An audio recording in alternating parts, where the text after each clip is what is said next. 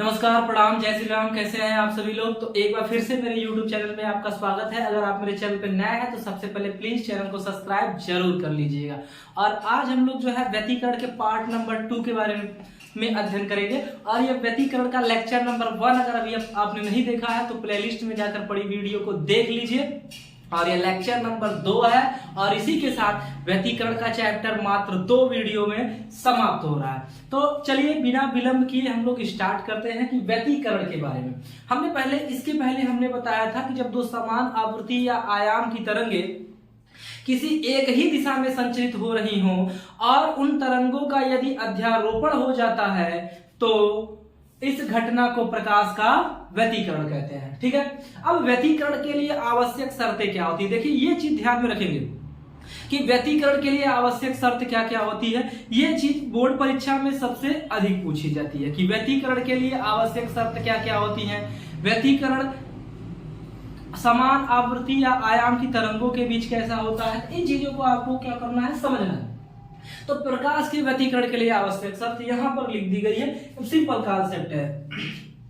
दो प्रकाश तरंगों के बीच कालांतर समय के साथ साथ नियत होना चाहिए। जो दो प्रकाश की तरंगे हैं उन प्रकाश की तरंगों के बीच में कालांतर जो फाई होता है वह समय के साथ नियत होना चाहिए, समय के साथ परिवर्तित नहीं होना चाहिए। दूसरी सबसे बड़ी बात, दोनों तरंगों की आवृत्ति तथा तरंगदैर्घ्य समान होना चाहिए। व्यतिकरण के लिए सबसे दूसरा और मोस्ट इंपॉर्टेंट शर्त यह है कि प्रकाश की आवृत्ति और तरंगदैर्घ्य समान होना चाहिए। साथ ही साथ अगर आप बहुत अच्छा व्यतिकरण कराना चाहते हैं तो अच्छे व्यतिकरण के लिए दोनों तरंगों के आयाम बराबर होना चाहिए। और सबसे बड़ी बात और आखिरी पॉइंट इसमें यह होता है कि प्रकाश स्रोतों के मध्य की दूरी कम होनी चाहिए। अगला पॉइंट यह है कि प्रकाश के व्यतिकरण के लिए प्रकाश स्रोतों के मध्य की दूरी कम से कम होनी चाहिए। और अगला है, अच्छे व्यतिकरण के लिए प्रकाश स्रोत बहुत संकीर्ण होने चाहिए। अगर आप बहुत अच्छा व्यतिकरण कराना चाहते हैं तो प्रकाश बहुत संकीर्ण होने की जरूरत है। इसके बाद हम लोग व्यतिकरण के लिए रेखा छिद्र प्रयोग पढ़ेंगे या प्रकाश के व्यतिकरण के संदर्भ में थॉमस यंग का प्रयोग पढ़ेंगे। ठीक है, 1986 के करीब आसपास की बात है कि थॉमस यंग ने प्रकाश के व्यतिकरण के संदर्भ में द्विरेखा छिद्र का एक प्रयोग किया था जिसे थॉमस यंग का प्रयोग कहते हैं। सन 1986 के आसपास की घटना है। ठीक है, 1986 में थॉमस यंग ने एक प्रकाश स्रोत लिया। ये क्या है, स्लिट है, ये भी स्लिट है। अब स्लिट क्या होता है इस चीज को आप समझेंगे। सबसे पहले देखिए स्लिट क्या होता है। स्लिट एक प्रकार का अवरोध है जो प्रकाश की किरणों को इधर उधर जाने नहीं देता। तो यहाँ पर स्लिट है और यहाँ पर हमने कोई प्रकाश स्रोत रखा है। प्रकाश स्रोत से प्रकाश की किरणें ऐसे निकल रही हैं। यहाँ पर भी स्लिट रखा है और यहाँ पर दो छिद्र S1 और S2 है। S1 और S2 दो छिद्र हैं। जब इन छिद्रों से पहले यहाँ से प्रकाश निकलता है तो प्रकाश निकलने के लिए सीधा माध्यम तो है नहीं, तो प्रकाश की किरणें आगे बढ़ती हैं और जो आगे बढ़ने वाली तरंगे होती हैं वह S1 और S2 स्लिट से निकल करके एक पर्दे पर, यहाँ कुछ दूरी पर एक पर्दा रखा होता है और पर्दे पर दीप्त और अदीप्त पट्टिकाएं प्रदर्शित करती हैं। पर्दे पर जब ये पहुंचती हैं तो उन पर्दों पर वह दीप्त और अदीप्त पट्टिकाएं प्रदर्शित करती हैं जिन्हें हम फ्रिंज के नाम से जानते हैं। किसके नाम से जानते हैं, फ्रिंज के नाम से। ये चीज ध्यान में रखेंगे कि दीप्त और अदीप्त जो पट्टिकाएं होती हैं उन्हें हम फ्रिंज के नाम से जानते हैं। ठीक है, तो ये बात आपको ध्यान में रखने की बहुत ही ज्यादा जरूरत है। फ्रिंज किसे कहते हैं, तो प्रकाश के व्यतिकरण में पर्दे पर प्राप्त दीप्त और अदीप्त पट्टिकाओं को ही फ्रिंज कहते हैं।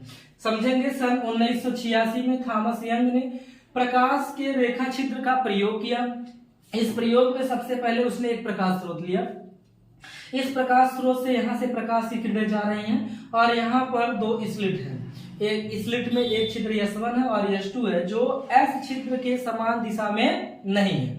अब इन छिद्रों से ये प्रकाश तरंगिकाएं निकलती हैं और व्यतिकरण करते हुए जाकर पर्दे पर आपतित होती हैं, और जब पर्दे पर आपतित होती है तो दीप्त और अदीप्त पट्टियां बनाती हैं जिन्हें हम फ्रिंज कहते हैं। तो ये है थॉमस यंग का प्रयोग। फिर से एक बार समझेंगे।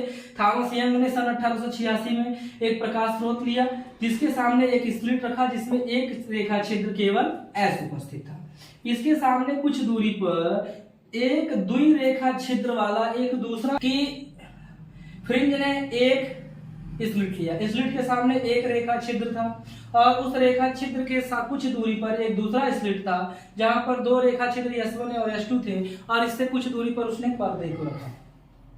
जब इस प्रकाश स्रोत से प्रकाश की किरणें निकलती हैं और दूसरे वाले स्लिट से व्यतिकरण होकर पर्दे पर आपतित होती हैं तो वहां पर दीप्त और अदीप्त पट्टियां प्राप्त होती हैं जिन्हें हम लोग फ्रिंज कहते हैं, और ये है थॉमस यंग का प्रयोग। ठीक है, अब आगे ये है थॉमस यंग के प्रयोग सिद्धांत से दीप्त और अदीप्त फ्रिंजों की चौड़ाई प्राप्त करना। तो इसे आप ध्यान से समझेंगे। देखिए सेम यही कॉन्सेप्ट है, इसी कॉन्सेप्ट के आधार पर आपको चलना है। तो यहाँ पर यस एक प्रकाश स्रोत है, प्रकाश स्रोत के सामने एक स्लिट हमने रखा है, ये एक स्लिट है। ठीक है, यह एक स्लिट है। अब स्लिट से प्रकाश की किरणें निकल रही हैं और अगले वाले स्लिट जिसमें रेखा छिद्र समान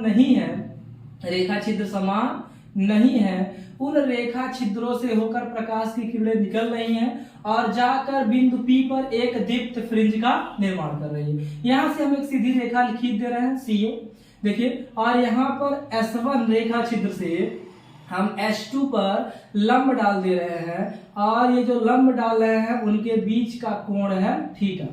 तो यहाँ पर बना कोण थीटा है, तो यहाँ से हम एक सीधी रेखा खींचते हैं और यहाँ पर भी बना हुआ कोण क्या होगा, थीटा होगा। तो फिर से समझेंगे, फिर से आपको समझना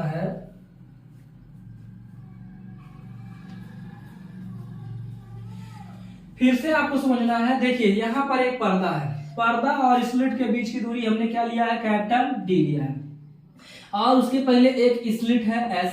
ठीक है, यहाँ पर एक प्रकाश स्रोत रखा गया है, इससे प्रकाश की किरणें निकल रही हैं। S1 और S2 दो रेखा छिद्र हैं, इनसे निकल करके मान लीजिए बिंदु P पर ये क्या हो रही हैं, आपतित हो रही हैं, जहां पर एक दीप्त फ्रिंज या अदीप्त फ्रिंज बन रहा है। अब S1 से हम S2 जो रेखा है प्रकाश की तरंग है उस पर हम लंब डाल रहे हैं S2A। यहाँ पर बना हुआ कोण थीटा है, तो यहाँ से हम एक सीधी रेखा खींच देंगे, वो अभी वहां पर बना हुआ कोण भी क्या होगा, थीटा होगा। तो मान ले रहे हैं कि माना दो रेखा छिद्रों के बीच की दूरी D है और स्लिट और पर्दे के बीच की दूरी कैपिटल D है, और जो फ्रिंज प्राप्त हो रहा है उसकी चौड़ाई क्या है, x है। तो फ्रिंज की चौड़ाई का ही हमें सूत्र प्राप्त करना है।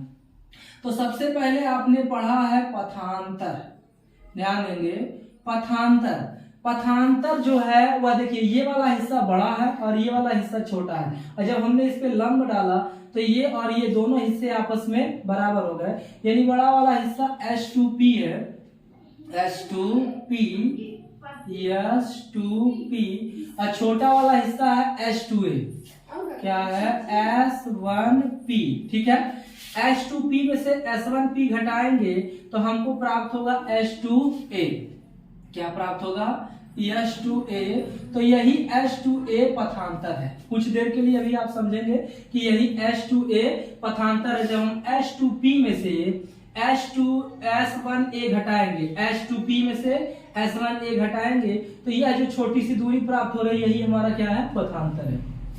अब आ जाते हैं हम लोग त्रिभुज ले लेते हैं। त्रिभुज S1 S2A, त्रिभुज हम ले रहे हैं S1 S2A तथा त्रिभुज हम अगला त्रिभुज ले रहे हैं CPO। क्या ले रहे हैं, CPO, और यह दोनों त्रिभुज समरूप हैं। दोनों त्रिभुज क्या है, समरूप है। जब दोनों त्रिभुज समरूप है तो इस त्रिभुज का लंब और बटे इस त्रिभुज का आधा, इस त्रिभुज का लंब बटे इस त्रिभुज का आधा। तो इस त्रिभुज का लंब है S2A, क्या है, S2A, बटे इस त्रिभुज का आधार है S1 इंटू S2, और इस त्रिभुज का लंब है PO, क्या है, PO, देख लीजिए, और आधार है CO, है ना।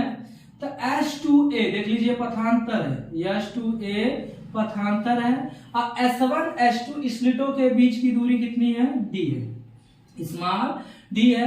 PO फ्रिंज की चौड़ाई है x, और CO पर्दे के बीच की दूरी है कैपिटल D।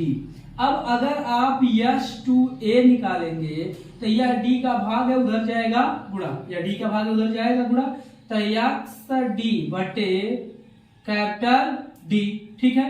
अब पथांतर बराबर आपने पढ़ा है, पथांतर जो है आपने पढ़ा है m लैम्डा, यह किसके लिए आपने पढ़ा है, दीप्त फ्रिंज के लिए, दीप्त फ्रिंज के लिए, दीप्त फ्रिंज के लिए पथांतर आपने पढ़ा है m लैम्डा। अगर हम दीप्त फ्रिंज के लिए पथांतर m लैम्डा रखते हैं तो XD बटे D, और ये हो जाएगा इसके बटे 1 करेंगे तो ये हो जाएगा XD बराबर m D लैम्डा, क्या हो जाएगा, D लैम्डा, और x बराबर हम निकालेंगे तो हो जाएगा m D लैम्डा बटे स्मॉल d। ये हो गया फ्रिंज की चौड़ाई का सूत्र।